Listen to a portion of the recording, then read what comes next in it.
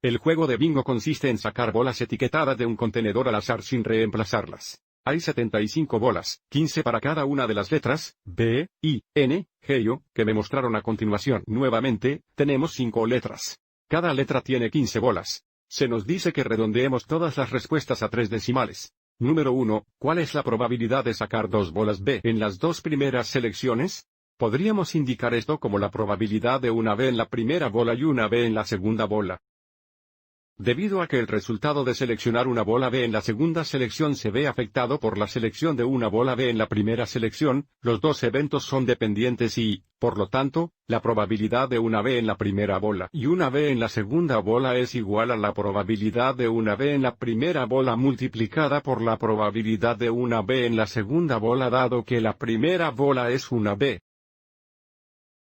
Ahora encontremos estas dos probabilidades y luego encontremos el producto. Comenzamos determinando la probabilidad de que la primera bola sea una B. Bueno, de nuevo, hay 15 bolas B de un total de 75 bolas. La probabilidad de que la primera bola sea una B es 15/75. Ahora que asumimos que la primera bola es una B y no tenemos reemplazo, ahora solo hay 14 bolas B de un total de 74 bolas, no 75 bolas. Y por lo tanto, la probabilidad de que la segunda bola sea una B dada la primera bola es una B es 14/74. Así que tenemos tiempos 14/74. Observe cómo el número de bolas B cayó en 1 y también el número total de bolas. Y ahora necesitamos encontrar la probabilidad redondeada a 3 lugares decimales. Entonces, yendo a la calculadora, tenemos 15/75 por 14/74%. Como tenemos un 8 en el cuarto decimal, redondeamos a 0.038. Lo que si nos preguntaran, como porcentaje es 3.8%. Número 2, ¿cuál es la probabilidad de sacar una B en la segunda selección dado que ya has sacado una G en la primera selección? Esto se llama probabilidad condicional porque se nos da que ya dibujó una G en la primera selección. Podríamos indicar esto usando la notación que se muestra aquí, la probabilidad de seleccionar una bola B dada la primera bola es una G. Entonces, si ya sabemos que la primera bola es una G, ahora solo hay 14 bolas G y también hay solo 74 bolas, no 75 bolas. Y por lo tanto, la probabilidad de seleccionar una bola B dada la primera bola es una G es de 15/74 porque hay 15 bolas B de un total de 74 bolas. Y ahora volvemos a la calculadora. 15 dividido por 74. Como tenemos un 7 en el cuarto lugar decimal, redondeamos a 0,203.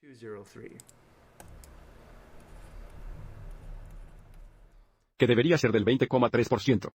Número 3. ¿Cuál es la probabilidad de sacar una I o una O en la primera selección? Podemos indicar esto como la probabilidad de I o en la primera selección. Dado que una bola no puede ser una I o una O al mismo tiempo, estos eventos son mutuamente excluyentes y, por lo tanto, la probabilidad de I o en la primera selección es igual a la probabilidad de una I en la primera selección más la probabilidad de una O en la primera selección. Bueno, hay 15 Is de 75 bolas. La probabilidad de una I en la primera selección es 15/75. Más la probabilidad de una O en la primera selección.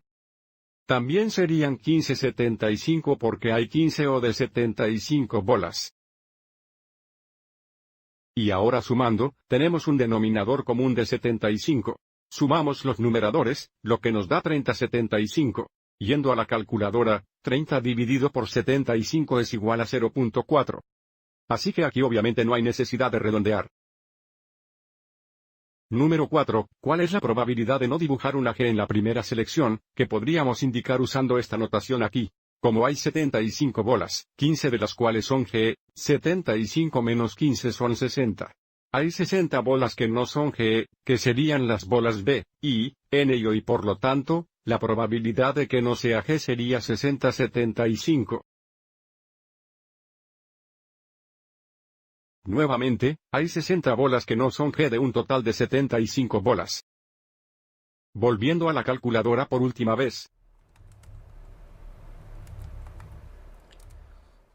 60 dividido por 75 es 0,8.